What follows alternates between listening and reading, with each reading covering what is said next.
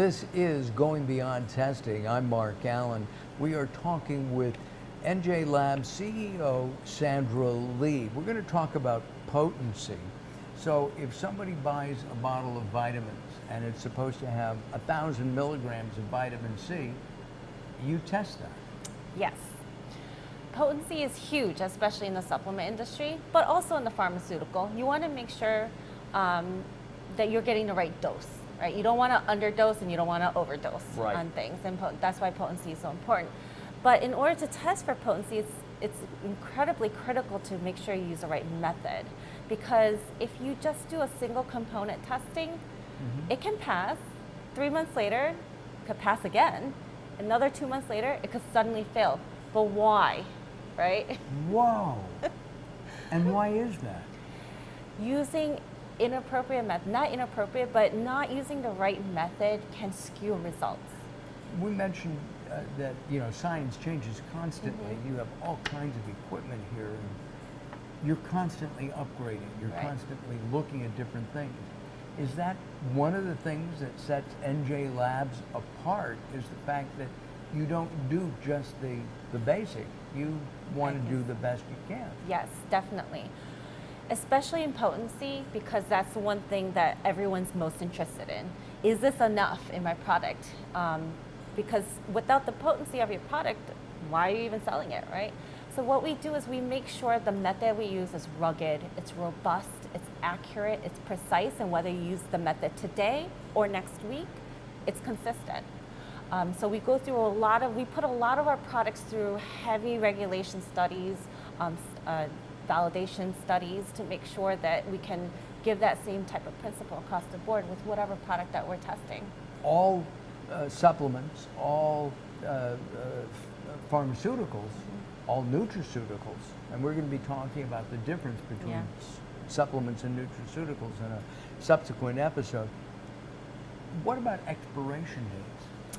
Oh, that's a good one. Expiration dates and shelf life are two types of phrasing that comes up quite a bit, right? Pharmaceutical products have hard expiration date, right? When you're taking Tylenol or cough medicine, you always check to see if it's, within expiration date. But how do they come up with those dates? A lot of people who aren't familiar with stability studies will have that type of question. So what you're supposed to do is, in order to set an expiration date, you need to have two things going on at the same time. One is accelerated and one is control room studies. The accelerated at initial 1, 2, 3, and 6 months allows you, if it passes everything at every time interval, it allows you to set a 2-year expiration, because what you're doing during accelerated is you're stressing the sample out to see if it's degrading, and you test for degradation and potency at every time point. So even supplements that are, say, minerals, I mean, they're rocks, okay?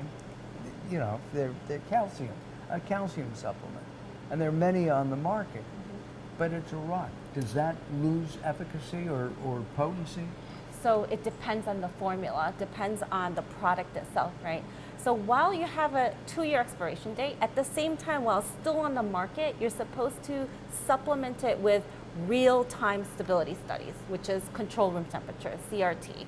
So if you want 2 years, you need to test at 3, 6, 9, 12, sometimes 18 at 24 months to support that data. But what happens is, depending on how many ingredients you mix together, they somehow can interact at one point or another at certain humidity, certain temperature, certain packaging. So you never really know. That's why you need that. That's why you need to consistently test all your products.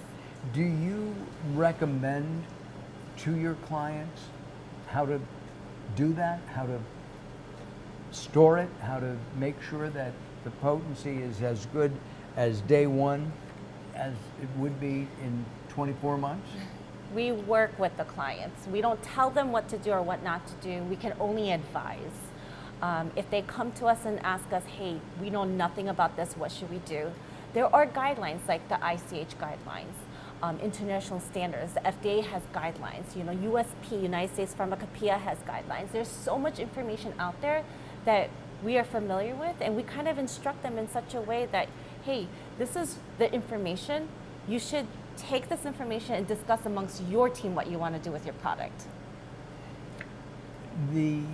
I had I remember an incident years ago, and I don't think this would be exactly testing, but I think we can use it as an analogy.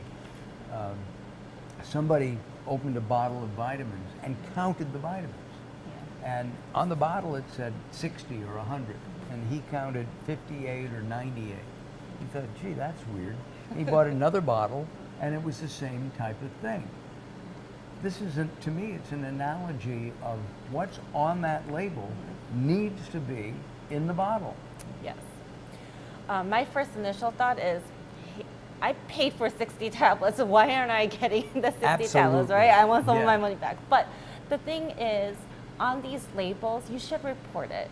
If you run into those issues, there's definitely a number or website that you can call into or to let them know, hey, this happened. But outside of the testing laboratory, all manufacturers should validate their process, right? You want consistency. You want to make sure that if you put on your label that there should be 60 tablets in your bottle, that you're consistently able to put 60 tablets in a bottle. And also, if there's X number of milligrams of vitamin C or D or whatever, that's in there too, and that's what you here at NJ Labs validate. Yes. You should really test the raw materials that you're buying to put into your product, because you don't want to wait until the very end after you spent all this time and money making your product to find out there was a problem with that material.